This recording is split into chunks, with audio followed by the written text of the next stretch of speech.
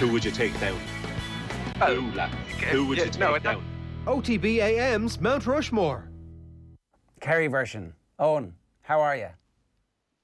I'm suddenly nervous. Good. You should be. Like, it's just really hit me bang right in the stomach what this means. The pressure that Michael Hall has inadvertently put me under has now just manifested itself in all of my senses. So it's real now. I'm suddenly I feel like I've arrived in a cold sweat almost. Like Páidí's right hand leads to Dinny Allen. Well, exactly. A nice smack right in the jaw is how this has arrived this morning. How do you think Tadhg Kennelly arrived at the decision to play out the Páidí documentary last night? What happened there, Eoin? Well, it's a great question. You said it was some sort of leading of the witness, which it may well have been. I will reiterate for people just joining us that I selected my mountain 3 weeks ago, and I have stuck with the same mountain. Thankfully, says you, Kieran Donaghy is with us, and he will be able to actually change one of my suggestions. But I've gone to bed soundly for the last 3 weeks, knowing that I've made the right call. If I don't sleep sound tonight, I guess I've only got myself to blame. Okay, I should just exactly outline what's going to happen for new people to the Mount Rushmore situation. We ask you to pick 4 people. Kieran gets to edit that and fix it. He can put one person in, take one off.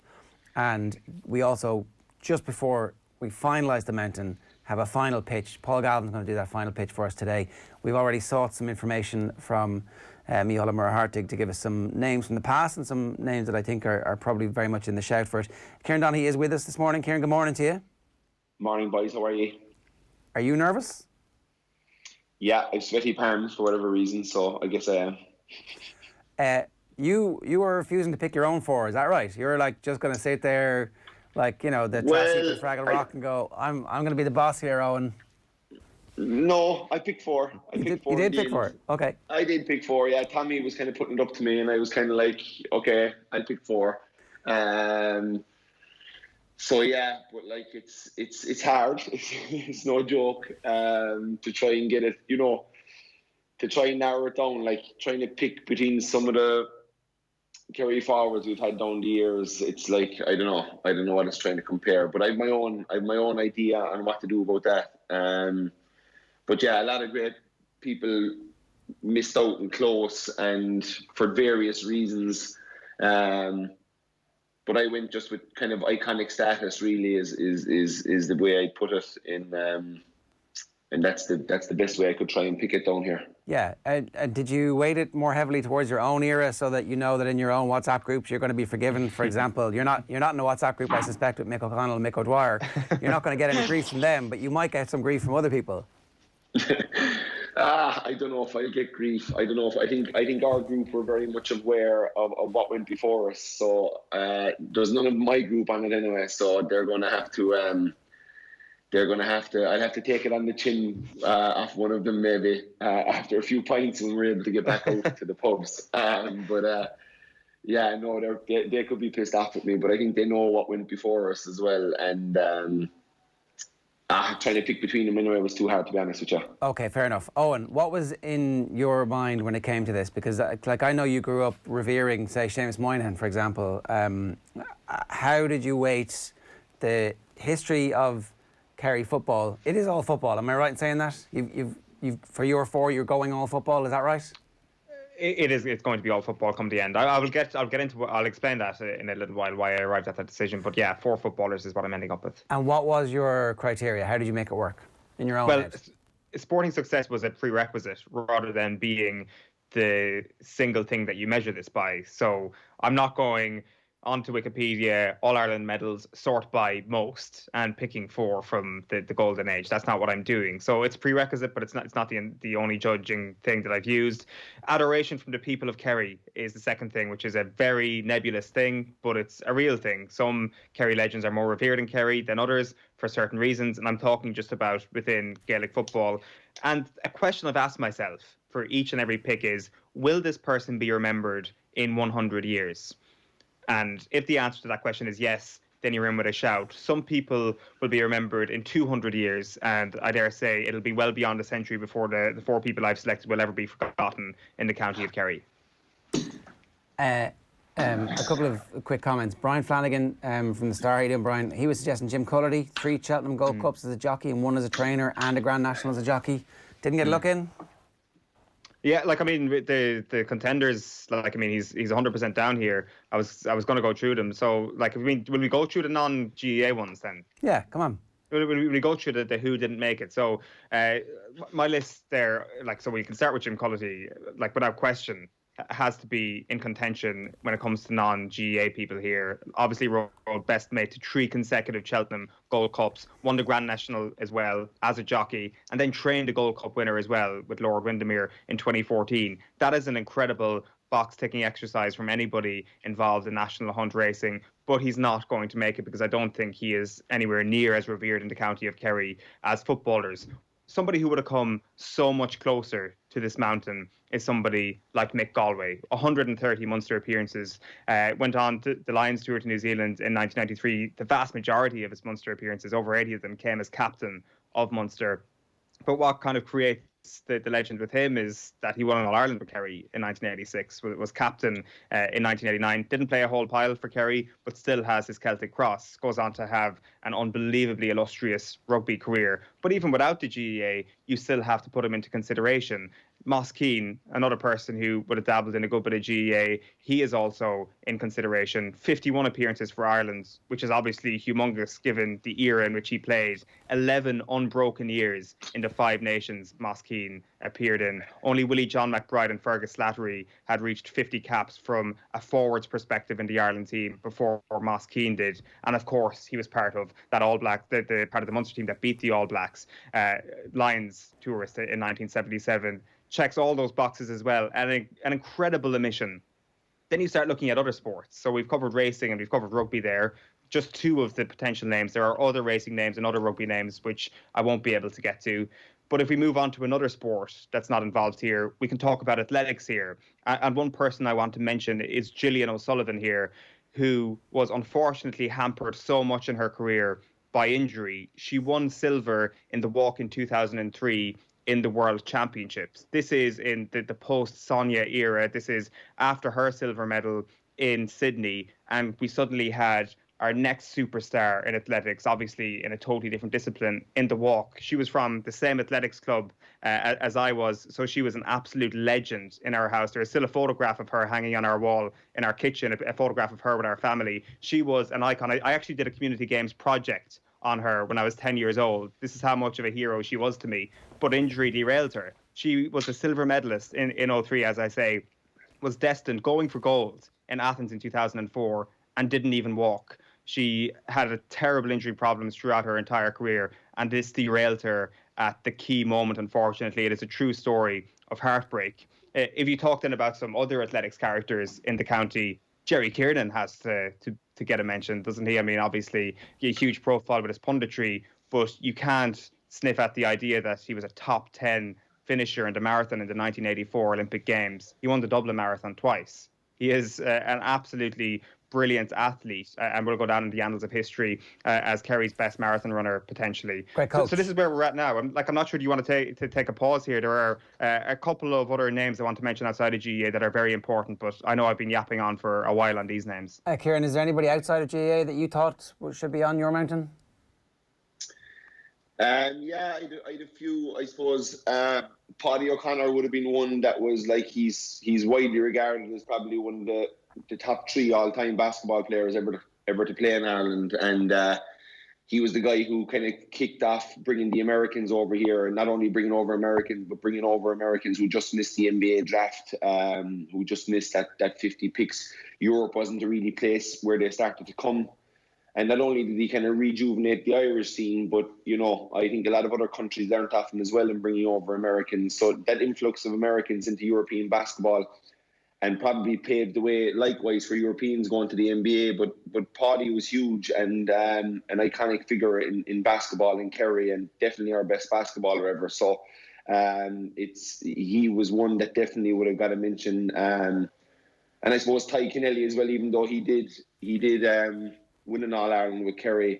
I think what he did in his international rules career is unbelievable. 197 games, Premiership. Not only one of the best defenders on the Sydney Swans team, but probably one of the best defenders in the league, and consistently broke the mold, as in a guy who went over there. Probably Steins probably was the first guy, but Kennelly was the guy who did what Steins did, and then kind of carried home the trophy as well, which is obviously kind of separated him. But even in his time in Australia, I kind of look back on, say he didn't go to Australia, would he be up for this list? You know, if he didn't go to Australia, if he had the same timeline in his career as he has in Australia, he would have played in 10 All-Ireland finals for Kerry, winning maybe 6, losing 4, and you know, that would have been a lot of success. And even the 4 we lost, if you think of the 4 we lost, Armagh, Dublin, you know, he could have had an influence in those games of the type of player he was and how dynamic he was. And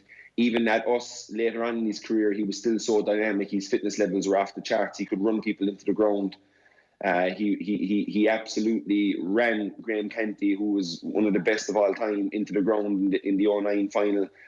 For Donegal Walsh to come on and kind of and finish him off. But you know, he was a guy who what he did going down there as a 17-year-old and having to play in the position he did. Steins had had the advantage of being huge, and kind of, you know, once you were big and you're in the ruck, and then he had his athletic ability from the football, was able to kind of make him this kind of combine package, which really blew the Aussies away.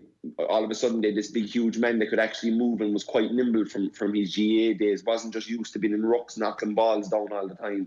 This guy could move and this guy could kick. But Kennelly went over there as a halfback, a fullback, and you know, really his game, his goal kicking, powering on from the half-back line, and his accuracy of kicking. He was the guy that was trusted with taking the restart kick from the goal square, and that's always the best kicker. So a guy to go down there when he was 19 and to be the best kicker on his team by the time he's 21 just shows you what he put into the game. Yeah. Oh, and I hadn't thought of Tadhg Kennelly being a candidate really for the top 4 Kerry sports people. Did he make your consideration? He did. There are 2 names here from athletes who would have excelled in other sports here, when it comes to men anyway, that I've got down. Tadhg Kennelly is one of them. I think, as Kieran says, it would have been interesting to see what would have happened, not only to him, but to Kerry as a whole, had he actually been here for the entire duration of his athletic career. But I think the fact that he went down and was such a revelation in Australia means he probably automatically ticks the box of, will he be remembered in 100 years? Of course he will. He was the Kerry man who went down to Australia and made it big. The other person we have to mention here, and I know he's not going to take any credit for this, is the other fella on the line there, Ger. And Kieran Donaghy has been somebody that's definitely been mentioned when it comes to tweeting to me over the course of the weekend. If you're talking about a person who is going to be revered within their town and their county, and you talk about great basketball people, Kieran's up there, Ger, as much as he won't take credit. And I'll move off this in a sec, Kieran, I promise. But like in terms of going from the town hero to the county hero, it was such an explosion, and it went from a cult hero to an all-star winner as footballer of the year in 2006. Somebody who transformed the fortunes of Kerry in the middle of that decade. A hugely important cog, and everybody knows that. Nobody needs to be told that. But then what he has done for basketball in Tralee, basketball in Kerry, it is a basketball-mad county in huge patches. And basketball in this country as a whole, it's not just localised to the town and to the county, the country as a whole. And you can be sure that will continue down the line in terms of whatever is done with Basketball Ireland and with that sport in this country as well. 100% worth a mention. So those 2 in particular came to mind in terms of modern stars. Briefly, just to echo all of that and to say 2 things. One, the only good thing to come out of reality TV is you and the underdogs. And second, could you not finally just break with this tradition of everybody being humble and go, yeah, I'm putting myself on the mountain? Come on. If I put my head in the mountain, they'd be saying my head is so big that it'll take 15 years to carve it out, I'd say. But yeah, no, I'm not putting myself near the mountain. I'm looking at 4 names here I don't have in the mountain. I'm definitely nowhere near it. So it's no, the mountain is reserved for the real upper echelons of superstardom in this county, and I may well have done a few bits and pieces that I'll be remembered for. I'm not sure about 100 years, but I don't see myself anywhere near it. So sorry, Ger. I know you'd love me to come on here and say, yeah, absolutely. I'm number one on the list. Actually, that's where I put myself. I'm the guy that's out front, and we'll put everybody else behind me. I think people would say that I finally completely lost it. So no, I didn't give myself even consideration. My name isn't even on my piece of paper, and there's about 30 names on this piece of paper in front of me. So. No, Jar. Sorry, is that okay? Tommy's in my ear saying Tim Moynihan said at the weekend on Radio Kerry that Kieran Donaghy had as much of an impact on football as Stephen Cluxton. It took years for teams to figure out a way to stop him, cause the same sort of issues for teams. I'm not going to ask you to comment on that, Kieran, because I know you're too humble, but shut up. I think teams and me fairly quickly figured out with a system they were able to play against us and make it hard for us.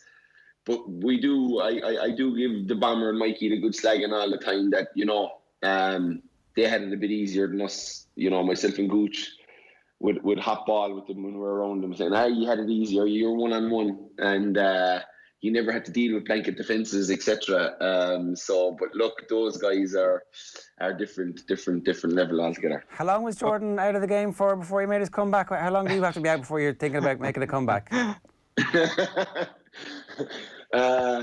It'll be around the same timelines. No, if I release the press statement saying I'm back, and then fellas would say, you're back on the bench, I'd say.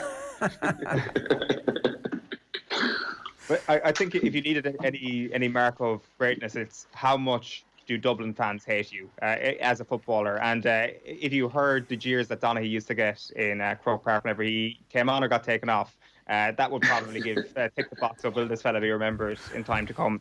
But no, definitely on the list. I've got a few other names here in terms of non-GAA people. Will I go through them? Yeah, because we're going to get to the GAA lads pretty quick, because I think there's probably going to be a lot of consensus around 2 picks anyway. So. But just one person who would have come quite close to the list as well in terms of non-GAA people is Steve Crusher Casey, the toughest man, I dare say, to ever come out of Kerry, potentially even Ireland. So in 1938, the Crusher Casey was crowned heavyweight wrestling champion of the world. He retained this title for 9 years until he retired undefeated in the year 1947, the only Irishman ever to retain a world title in any discipline for such an extended period of time.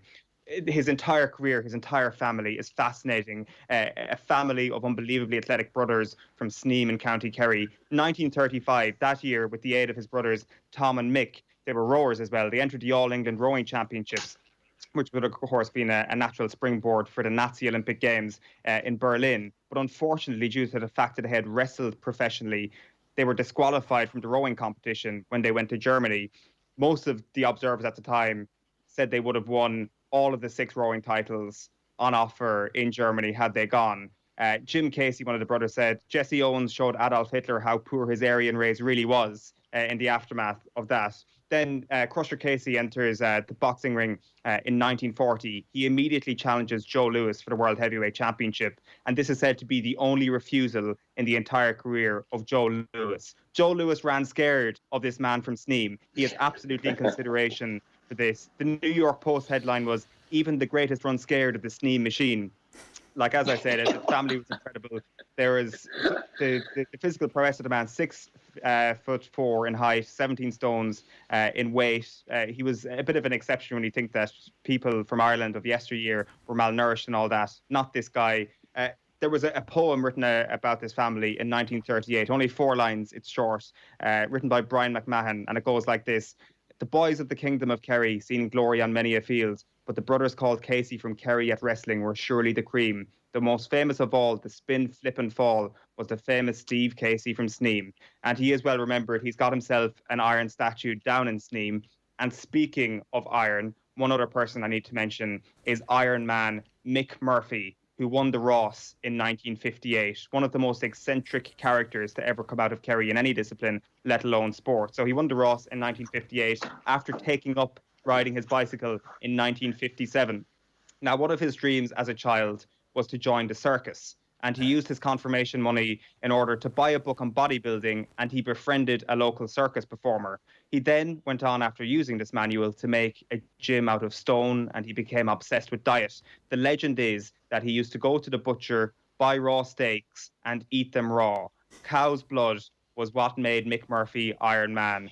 The legend has that one day he had to steal a bike in order to win a stage of a race. He broke his collarbone the day before winning a stage. He started hallucinating in hospital that the medical professionals were body snatchers. He escaped, left the hospital, and won the race the next day. This was all during the Ross in 1958. He went to a dance in the middle of the night to ensure that his shoulder didn't go fully stiff. This guy is mental. He is one of the great characters of Irish sport. And in 1958, when he won that Ross, he raced past the finish line and people couldn't find him. And he told the Irish Independent that he went looking for a gym to train in. Failing to find one, he rode out of town until he found a field with a stone wall. There, he spent an hour lifting weights before taking blood from a cow and drinking it, a training tip he had received from Russian weightlifters. So all these different things are put into this story here. And over the next 30 years, then, just to finish up on him, he competed in various sports, winning amateur competitions in boxing, wrestling, and your favourite sport, Ger, darts. And he did, of course, join the circus eventually to live his boyhood dream. Okay. Right, let's get down to football. Mick O'Connell, Mick O'Dwyer, I presume this is where we're starting, is it? Yeah, let's start with first pick. For me, this is sort of a banker, certainly when you're thinking about it initially. You want to give the mountain some sort of historical context for sure. And like there are two names, if you go deep into history, who would probably have been in contention for the first pick here, which would have been Dick Fitzgerald and Dr. Eamon O'Sullivan.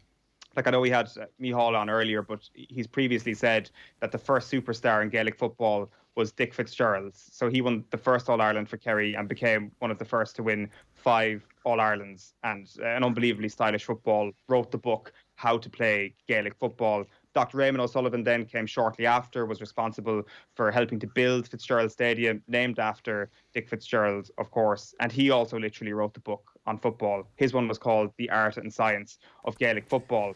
But the legacy of these men is embodied, in my opinion, in somebody like Mick O'Connell, who is the first pick on this Mount Rushmore.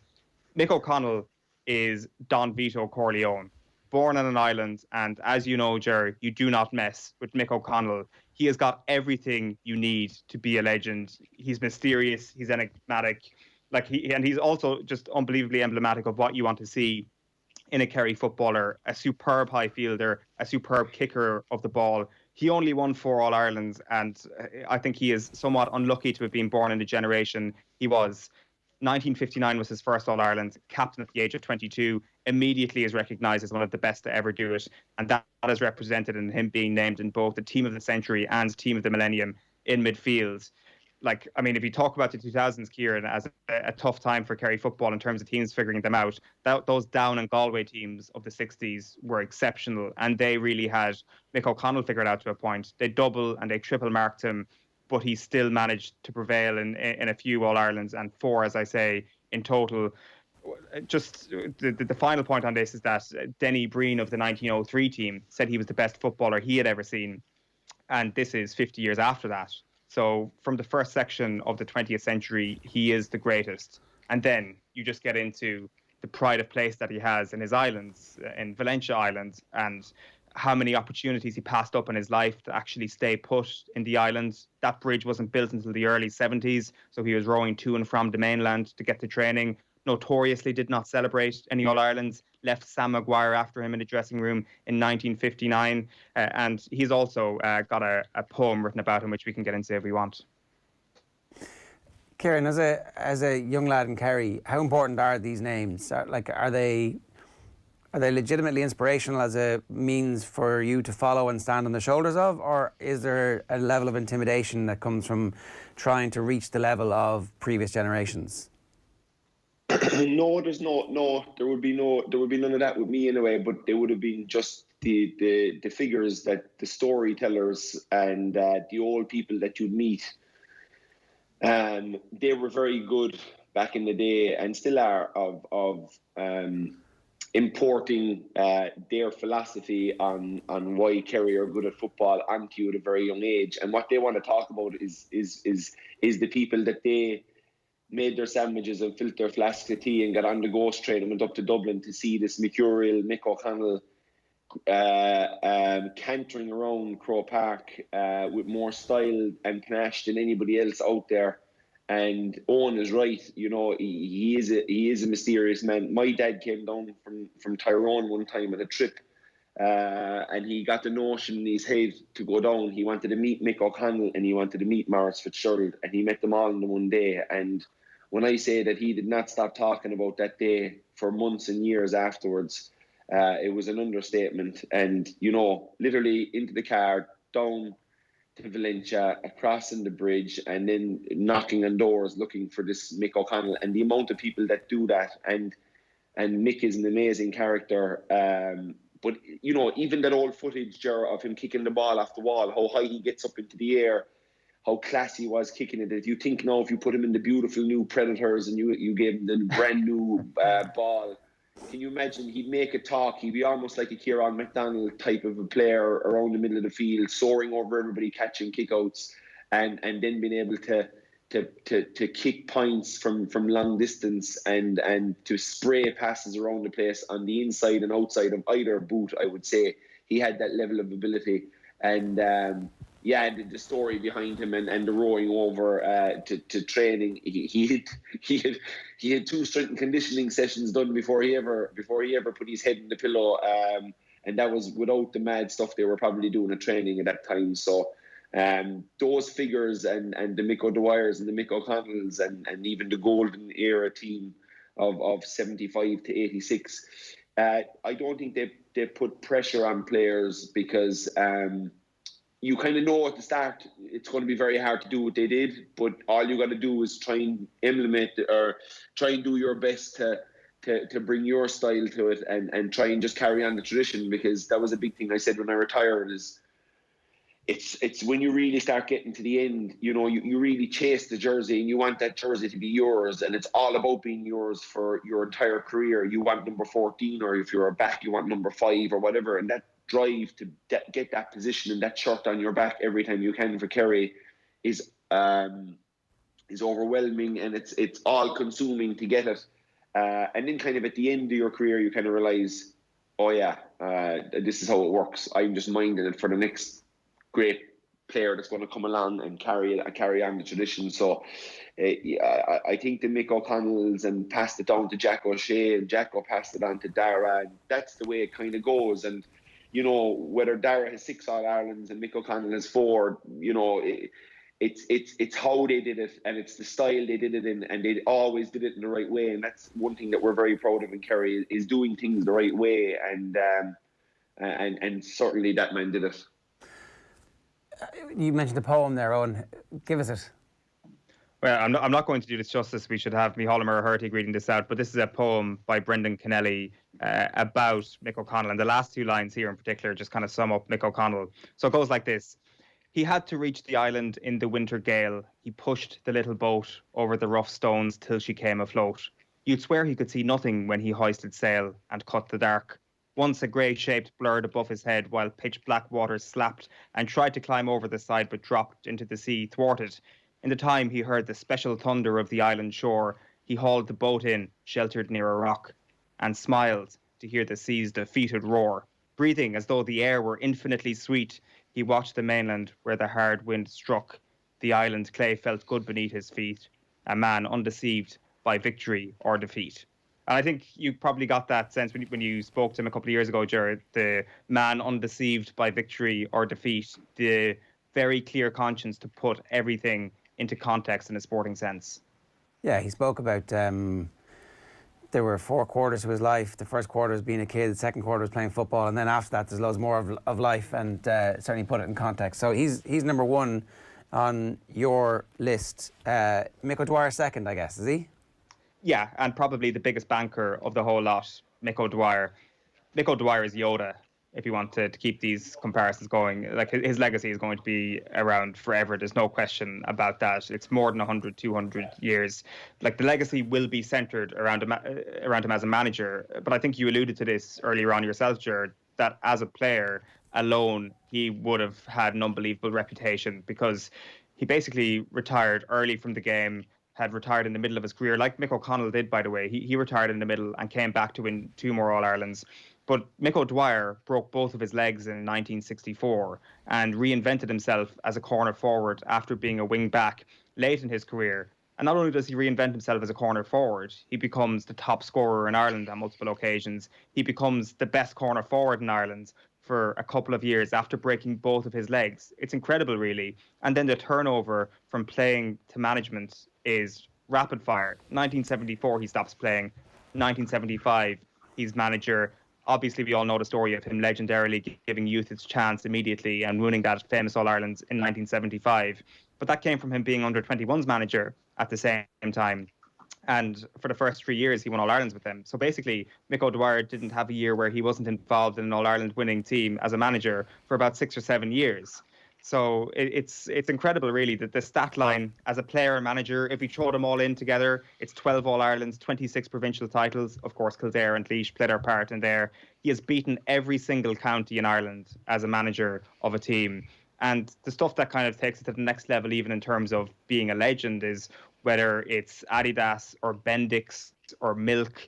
Like, he knew the commercial potential of the GAA before many others did. Like, that Bendix ad is possibly the raunchiest thing to come out of 20th century Ireland. I'm not sure was society prepared for a lot of topless Kerry lads putting their jersey into a washing machine. Kerry is not known for being cool, but Mick O'Dwyer was the suavest man that the county has possibly ever produced. And he's still horrified by what happened in 1982. There's always a little wrinkle there, and that still gnaws at him. What do you think about this, Kieran? Yeah, like Miko, again, talking about a fellow who did it the right way. And he was the most, like, Galvin did a fashion range on him. Like, his style from back then he was a stylish man, he was a classy man. And he was a baller, and he was his own right. He said he was a power running half back. And after the accident had to reinvent himself, and even some of his points he kicked going out the field, little fist pumps to the crowd, little fist pumps to his teammate to get people going. You could tell he was a motivator from the very beginning.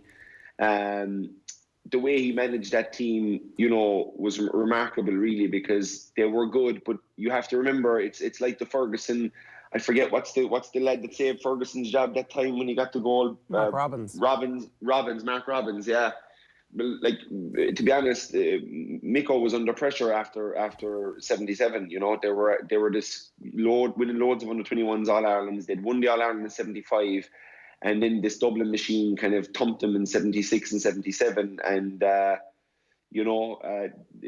say it's why he holds the Bomber in such high regard, because the Bomber did come in and change things. And but I think what Miko did in Kerry as a player and a manager had him in iconic status in Kerry. But I think he came into more people's hearts for what he went on and did with Kildare and what he did with Laois, like winning provincial championships with them, taking them to All-Ireland finals, putting them on the brink, giving them the belief. And again, like, if you look at his management style, and I was down to him, I called him, I'd say, in October, I think. I was down in Waterville and I just called over for a cup of tea to him. His house is a walking distance from my father-in-law's place. So, and even then he still talked about, like, your team, get your team going, like, be all about your team. Don't worry too much about the opposition. He goes, I realise now in this modern day, you have to kind of know what they're doing, and you have to prepare for all that. I get all that. But he said the biggest thing is talk to your players about how good they are and how good they're going to play and what they're going to do, and focus on them on the day of the game. So it was something I took away going out of it, because I was just going in taking the college team that year. And look, as a player and a manager, and what he did, like, he won the O'Byrne Cup with Wicklow. I don't know, did he have 100 people that wanted to come and play for Wicklow when he took them over? Of course, his training regimes were old school, but that's what he knew, and that's what he knew worked. So you can't blame him for not wanting to change. I know fellas have goes of him that his training wasn't. But what he was also doing, and I talked to him about this because we did a run on a beach a number of years ago with Kerry, a kind of a balls to the wall kind of 8K run, and it was a race, and it was a mental challenge more than anything else. And the management sat up in the dunes as we went, like the clappers, and I brought this up to Miko, and he said, like, doing them bits is no harm. He says, you'll find a few wasters, and you'll find the complainers, and you'll find the fellas who'll go to ground when the real shit hits the fan. And he said, you want all your tough fellas driving on, and even though they're wrecked in the run, that they keep powering through it and they keep just going, that they don't stop or they don't give up. Like he said, keep an eye out for those fellas, because they're the guys who are going to let you down. And he said the guys that keep going and the guys that run through the pain and the guys that do the hard training, and they're the guys that are going to be there when the chips are down on big days. But oh yeah, I know he, like, you know, and I think they'd have fun chiseling him on the wall, and I think, or chiseling him into the mountain, because he's an easy pick. And as my mother said long ago, he was easy to look at too when he was playing and manager. So, and my grandmother said the same. So he had that about him as well. But a pure class act, and very well deserving of being on Kerry's Mount Rushmore. Yeah, people are going to wonder, is that Michael Fassbender up there? No, it's Mick O'Dwyer. Owen, so that's two. Mick O'Connell, Mick O'Dwyer. Then we come to the more difficult stuff. How do you separate any of the individuals from that great team? Or I don't know, do you want to do the modern era first and then go back to the great team? Which of these is going to be the more contentious, do you think?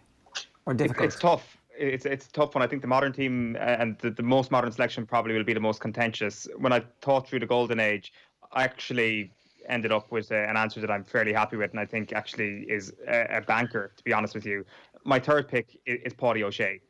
Páidí O'Shea is Rocky Balboa. He has this legend status that is always going to be there, not just from his 8 All-Ireland medals, but from the fact that he is absolutely hard as nails. The story goes that when he met Charles Haughey once, and Haughey was on crutches, he said, Páidí, have you ever broken a bone during your playing career? And Páidí said, no, Taoiseach, none of my own. And that sums up Páidí O'Shea. Denny Allen slapped him in the face. He punched Denny Allen back in the face, and then he shook Denny Allen's hand. That sums up Páidí O'Shea. Hard as nails, but a gentleman at the end of the day. And you can make the argument, I will sit here and listen to your argument that Jack O'Shea, that John Egan, that Mikey Sheehy, that Barry Liston, that Ogie Moran were all better footballers than him. You can make arguments for all of those. But in terms of being a legend, Páidí O'Shea is number one. He will be the man that is remembered long beyond them, not least because of the management career. He ends the 11-year famine in 1997, does it again in 2000, goes up to Westmeath, wins the Leinster title with them. And the legend is just enhanced by the man that he is. Nobody else could be as well remembered as managing Westmeath as he is for hosting Tom Cruise and Dolly Parton in his pub. Like, name anybody else who could call his supporters effing animals and actually get away with it. Actually still be held in unbelievably high regard after saying that. And we'll all remember the day he died, just pure heartbreak, an awful, awful day where everybody remembers where they were when they heard it on the radio or saw it on Twitter or wherever they got the news. It was something that shook everybody, not least because of how young and how tragic the whole thing was, but also because of what an icon this man was. And he lived an unbelievable life, and he will be as well remembered as anybody in Kerry GAA in 100 years. And I honestly believe he will be better remembered than that entire generation of footballer. That's a pretty compelling argument.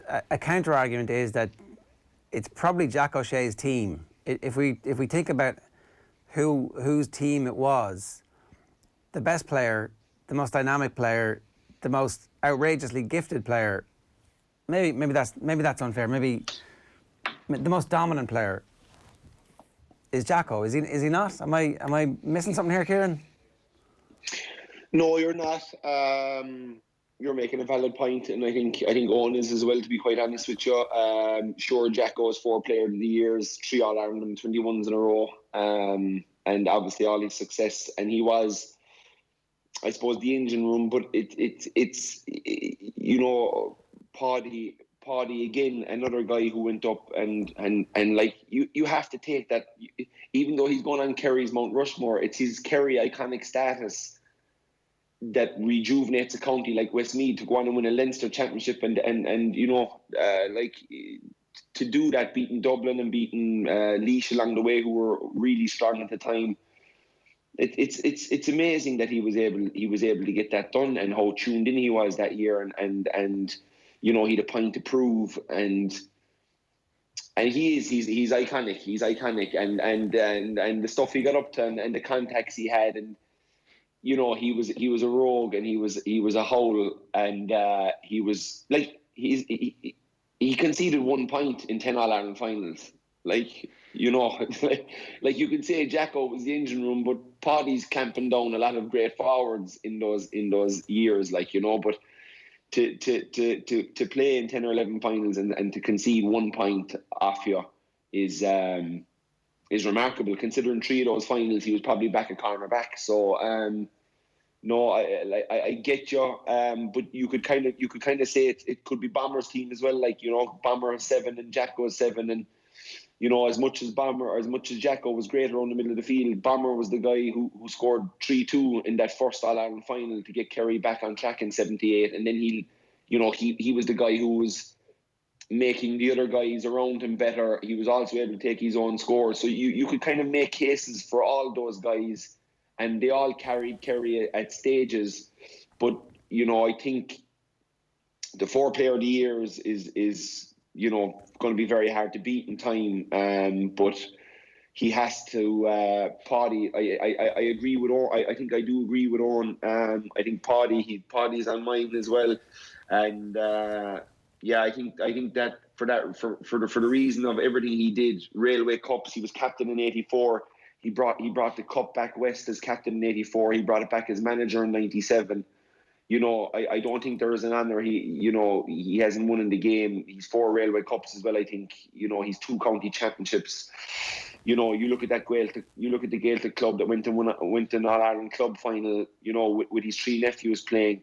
Don't tell me Páidí wasn't the big reason in the next wave of not only Gaeltacht players but Kerry players going on as well. So yeah, he's definitely deserving of his spot. There's no mention of Spillane. I feel like Spillane's punditry has somehow devalued his playing career because, again, from my memory, and granted I was very young watching that team, is that he was this kind of flash of brilliance, like a cross between an inside forward and the hard running of somebody like Galvin. So like a hybrid Gooch Galvin type player. Yeah, and he was the guy that was going back into the half-back line, and he was the guy tackling back in '86 against Tyrone. He was the guy who started this kind of retreating half hour, getting on ball, because he had his own injury problems with his own knees and miraculous comeback from them knee injuries at that stage in '86. So he was playing this kind of, as you rightly said, he wasn't the 75 speed merchant that was able to kick points over his shoulder from 45 yards. You know, when you meet Spillane, you see the size of him, you see the size of the man he is, and yeah, maybe you are right. Maybe his punditry has maybe affected his status in the team. But you know, even if you look at those you could make a case for every one of them, to be honest. Like, especially the 5 fellas that have 8 medals. You know, there's no reason why all of them guys couldn't be up for this honour of being up there. But you know, Spillane was a Rolls Royce of a player, don't get me wrong, and could very well be in this conversation. But I think in iconic status levels, I think P.O. is ahead of him. So the 6 footballers of 8 All-Ireland, apparently. So it's Ger Power, Ogie Moore and Páidí. Did I say this? Did I say Ger Power twice? Ger Power, Mike O'Shea and Pat Spillane. Is that right? Yeah.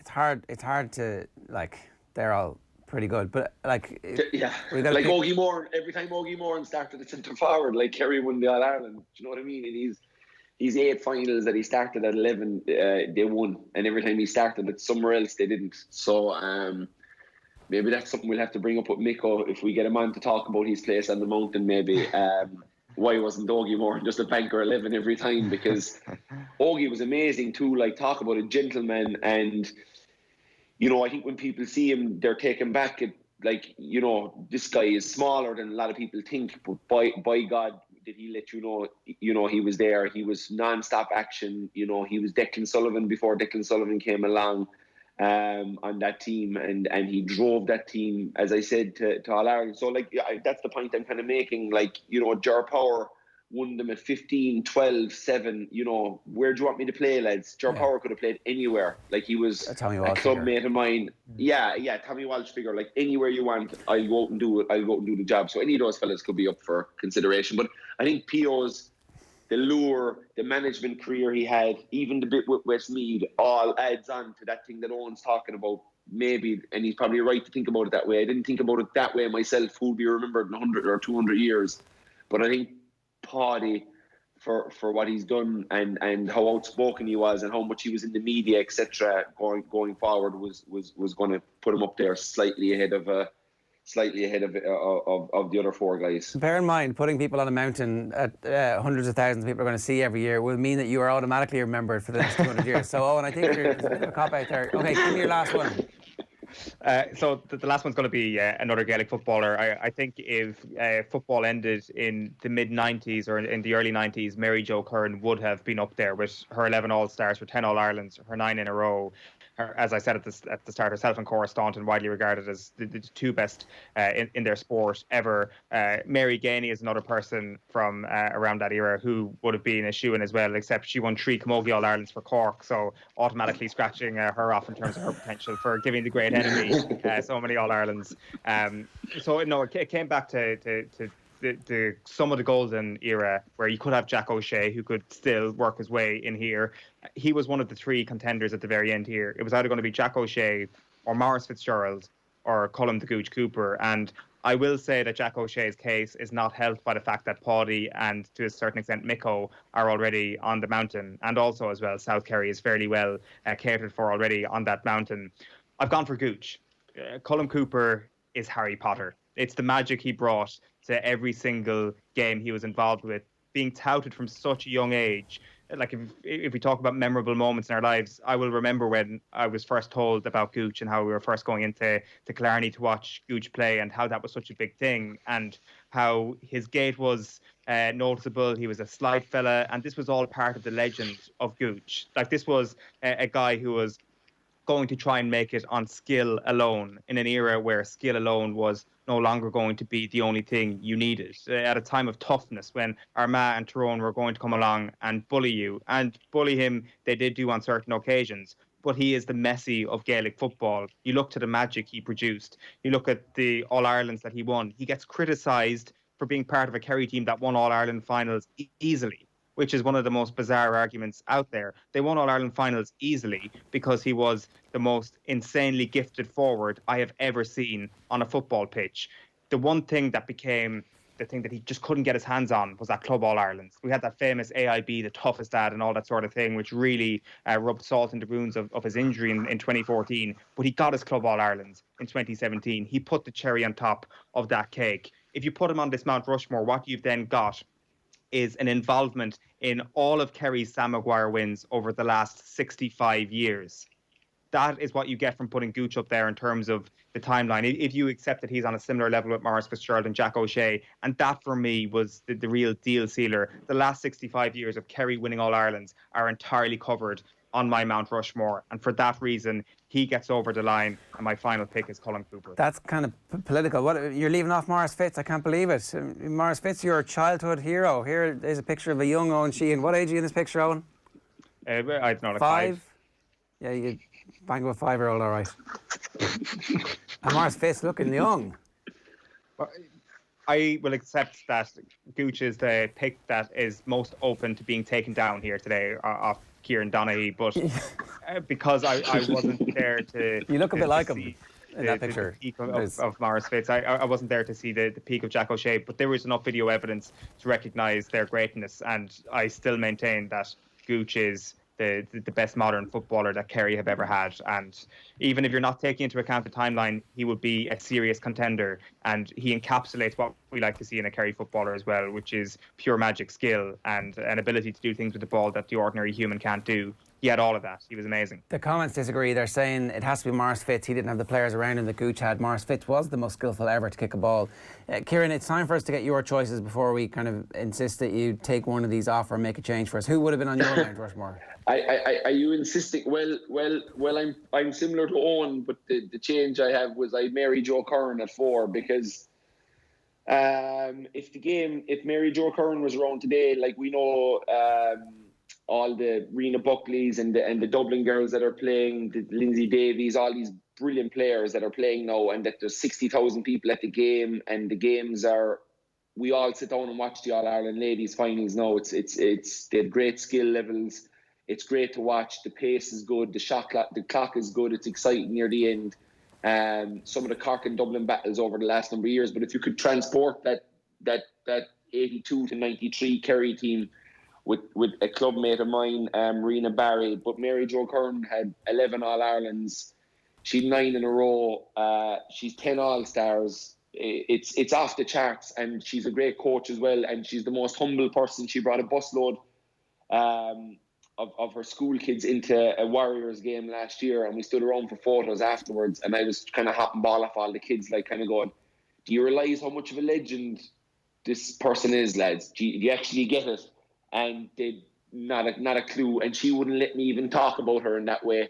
So I had her down on my list as 4 because I have another Mount Rushmore next to the one that one has, and that's just the Mount Rushmores of 13s, and that's Gooch, Mikey, Fitzy, and David Clifford. They're up there, and they're going to have their own mountain, as in corner forward mountains, because that lineage and how they've passed that jersey down along the line to each other is quite remarkable. And my head was wrecked trying to pick between the 3 of those boys. Mikey Sheehy, a club mate of mine, 8 All-Irelands, an unbelievable player, had a bit of magic like Gooch, took the freeze. Just a class act, could have went to Manchester United, could have went kicking ball for the Miami Dolphins, chose Kerry, won All-Irelands, won a club All-Ireland like Gooch, has all the county championships as well, and was right there. And then you have Maurice Fitz. How would you leave Maurice Fitz, for such a good-looking man? You'd have to really leave his face up there as well. Like, you couldn't, if it was a beauty pageant and you wanted the mountain to look good, Maurice Fitz is going to be on it. Let's call a spade a spade. And if they could fit his legs in, all bets are off. It'd be the whole country would stop and take photos of this mountain, and we could sell it to the Americans. Kerry tourism would go through the roof even more. But yeah, I when I hear the change, when I hear you insist on making a change, I think I'd be forced to put Gooch off, and I'm not going to do it because, like Eoin said, everything about Gooch, he's loved throughout the whole country because of the way he played it. And as I said earlier on, I really do think, I trained with him for 12 years, and we played some trial game, or for 14 or 15 years, we played trial games where we didn't play sweepers or defensive systems in trial games. It was 15 fellas are trying to show off and trying to get on the team. And some of the stuff that fella would do, you see the Premiership guys, they send out these videos of guys doing stuff in training. If we had the cameras on our training sessions, one-on-one, against some of the best cornerbacks, Mark O'Shea is one of the best cornerbacks to ever play the game, and himself and Gooch was a joy to behold because, Mark would beat him to a ball, and then Gooch would beat him to a ball, and Gooch would sell him a dummy solo, and his skill level. And if he was one-on-one for his career, and people have had cuts off him because he couldn't handle, certain systems, or the certain systems were extremely hard to handle. Yeah, when you're playing football and you're a corner forward and your job is to score for the team, and the pressure on you going into the final is to score for the team, and you're playing with defenders around you everywhere, it is harder to express yourself and show how good you are because of the amount of bodies. Sure. And if it was a one-on-one situation, Gooch would be just an automatic. Are you saying you're not making any changes to Owen's Mountain? Yeah. What can I say? I have too good at this. I've got one final pitch. Paul Galvin has given us a video to try and change your minds. Let's have a look. Morning, boys. Best looks morning picking your Kerry Sporting Mount Rushmore. Difficult task. Wouldn't fancy it myself now. No doubt Kieran there has spent a good deal of time trying to convince Eoin to have himself on the list. But Eoin, look at, don't give in to that. I think Kieran has a bit more to do now to make lists like that. But I have a couple of suggestions for you here now that you might consider, that I think you should consider. I'm going to name Shane Conway, clubmate of mine that he is. I think is deserving of a mention for sure, and is deserving of a place actually on Mount Rushmore, because Kerry, there is actually hurling in Kerry as well, lads, you know, just to let you know. Up in North Kerry is all hurling, and I don't think it's fair to consider this selection without considering the hurling people.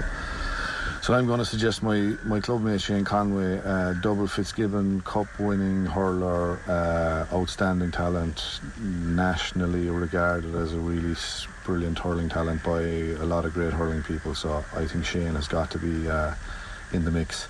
I think also, lads, you need to consider the ladies aspect and ladies football.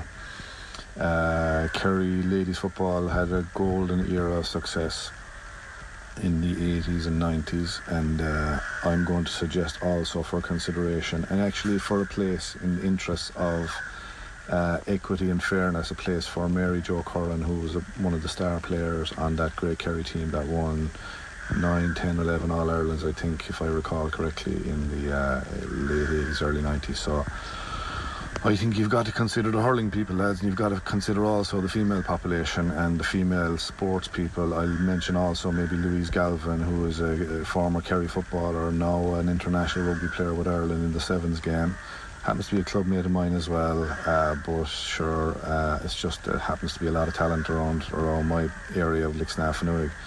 We could probably do the sporting Rushmore on our own actually, and give you 4 people for selection, given the amount of talent we have around Lixnafannuig at the moment. But I suppose you've got to be kind of democratic about it. I think you could probably do a little bit better now in terms of democracy, lads, and equity in considering hurling and ladies football in the conversation. So I'll leave the rest with you boys, and up Kerry, take care. Okay, Eoin, a bit of democracy. Yeah.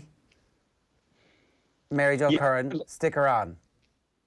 Well, as I said earlier on, well, she is 4 on my list, and if I was to make a change, it would be bringing her in and telling the boys with the chisels that Gooch is going on the corner forward mountain across the way. There is no other mountain. Well, look. But there's lots of mountains, Owen. What are you talking about? There's mountains all over Kerry. We've got space. You can make that change, Kieran. I would encourage you to make that change. Just Louise Galvin is a great shout as well, and you know, for the crack of it, and if, you know,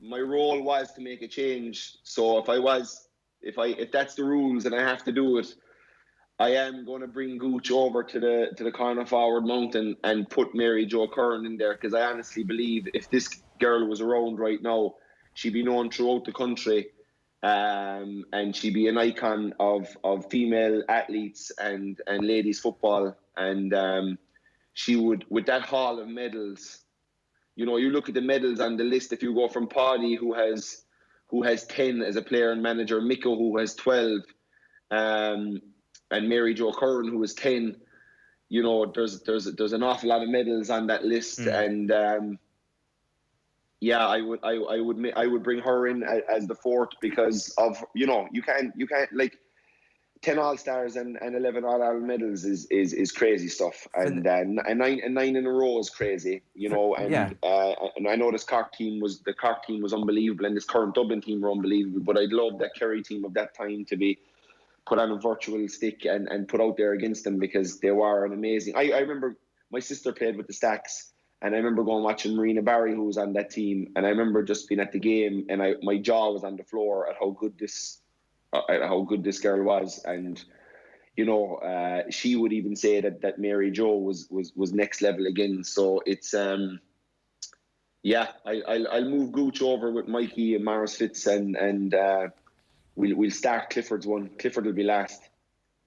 Just for the sake of clarity, we had Conor Moore on, and he bottled it and didn't make a change.